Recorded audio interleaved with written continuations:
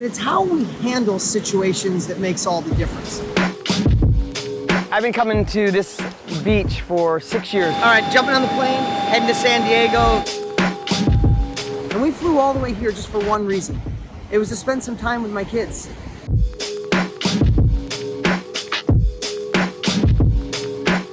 I've been coming to this beach for 6 years, to Marco Island, to speak with my buddy Tony Robbins' Wealth Mastery. And literally for 6 years, I go and collect shells. The best shells ever, Gulf of Mexico, Marco Island, Florida. I don't know, my kids love it. They're old enough now that they're probably like, Dad, we don't need shells anymore. But how do you get these perfect shells? Anyway, hey, we had a great time yesterday at Wealth Mastery. We're here on the East Coast, amazing beach. It's gonna be a long day today. We're gonna go eat, jump on the plane, and go to San Diego. Maybe we'll do a little something on the West Coast later today on that beach. But something that was hitting my heart today, something actually Ethan said, who's holding the camera, is personal development is different for everybody. You know, some of you might want someone like my buddy Andy Frisella, who's like in your face, just do it. Don't be afraid, go for it. Gary Vee, don't be a baby, like effort and energy. And some people like a Rachel Hollis is so heart driven, and my buddy Brendan Bouchard is very heart driven.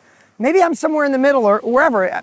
My whole point is this, is personal development is personal.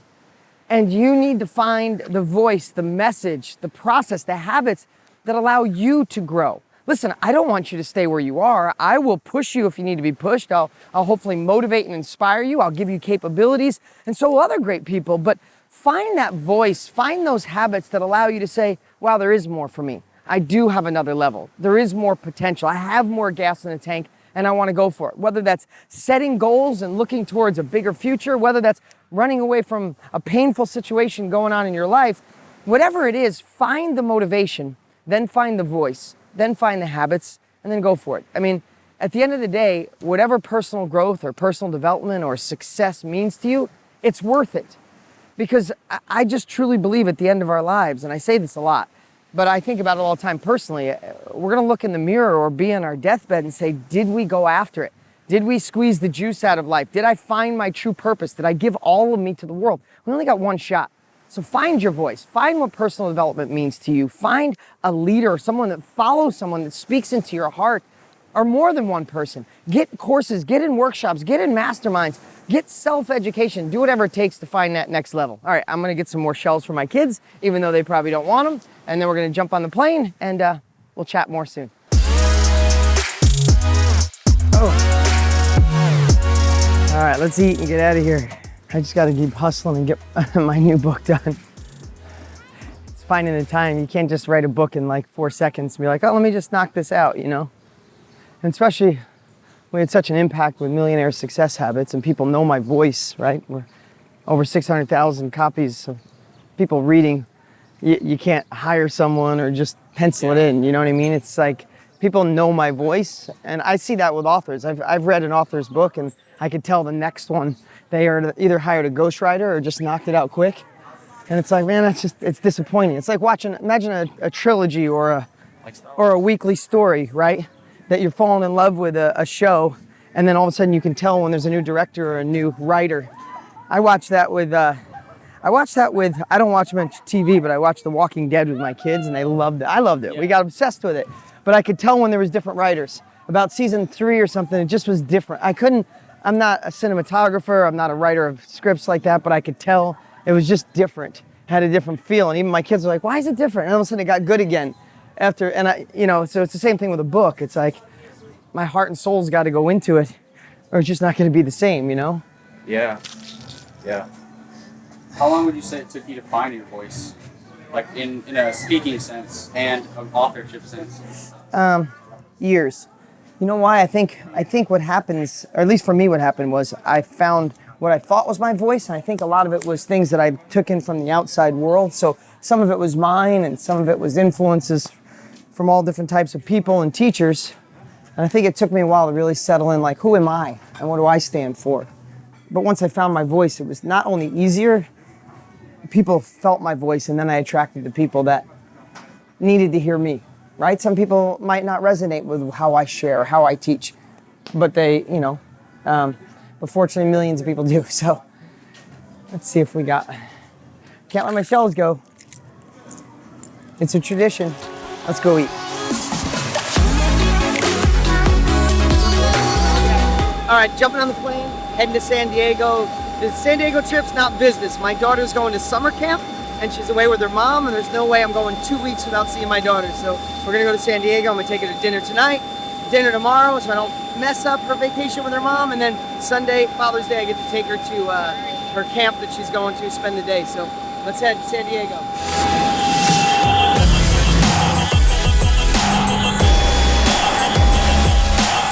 All right, we're in San Diego. We did all the business on the East Coast. Now this is about family. All right, on the West Coast here in Del Mar, California. And I wanted to share the whole trip. We were in Florida, had an amazing time at Wealth Mastery. It was awesome. Flew here, and being here was personal. It was to come see my children. And I think one of the delusions of so many people, including myself, maybe it was just me, before I had a little, a next level of success, is that once you have success, all the problems melt away. And I don't think that you believe that totally, but it's how we handle situations that makes all the difference. Listen, I'm here on a personal note. I got divorced a few years ago. I'm here with my fiance. She's holding the camera right now. And we flew all the way here just for one reason. It was to spend some time with my kids. And here's the thing. I flew all the way out here because my ex is out here on her week of vacation, and I'm not even supposed to be here. But my daughter's going away to summer camp tomorrow for a whole 7 days, and I won't see her. And I couldn't handle going 7 days while she was on vacation with her mom, and then 7 days while she was at summer camp and not seeing her. So I have a great relationship with my ex, so it was easy, but I didn't want to take too much time. So yesterday we spent 2 hours with my daughter and my son, and it was amazing. And then today we just spent 2 hours with them. We've been just working and doing miscellaneous stuff in between these 2 hour chunks. And then tomorrow I get to take her to camp. Why do I share that? Well, I have to tell you, I miss my daughter. I miss not being with my daughter every day and my son every day. But it was the right thing to do, not the easy thing, the right thing to do for my ex, for my kids, for me, for our future. And here's the thing, like anything in life, if you focus on what's wrong, if I focus on the time I don't have with them, it really hurts. If I focused on, oh my God, right now, I'm not seeing my daughter, we're not going to dinner with her, we're not laughing with her, or my son, not enjoying ourselves, that hurts. But guess what?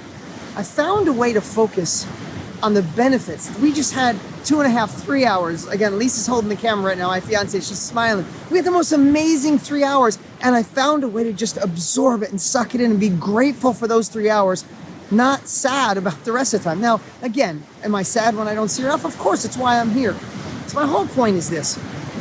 We're all in different levels of life. We all have different circumstances. We all have our issues. But a lot of it is what we focus on. Today, I'm feeling grateful for the 3 hours I had. I'm feeling grateful that my ex is allowing my fiance and I to take her to camp tomorrow. And I just found out that we get to have lunch with them at camp. As silly as that sounds, that's also what success means to me. So I guess the little lesson I'd love to share, being transparent, is, yeah, being away from my kids hurts, but I focus on what's right. And the easy thing would have been to stay in the wrong relationship for the wrong reasons. My kids would have had a terrible example of what a marriage is supposed to be. Now my ex is happier. I'm in the best relationship of my life. My kids get to see love. My ex has the opportunity for love in her life. And no, it wasn't easy, but it was the right thing.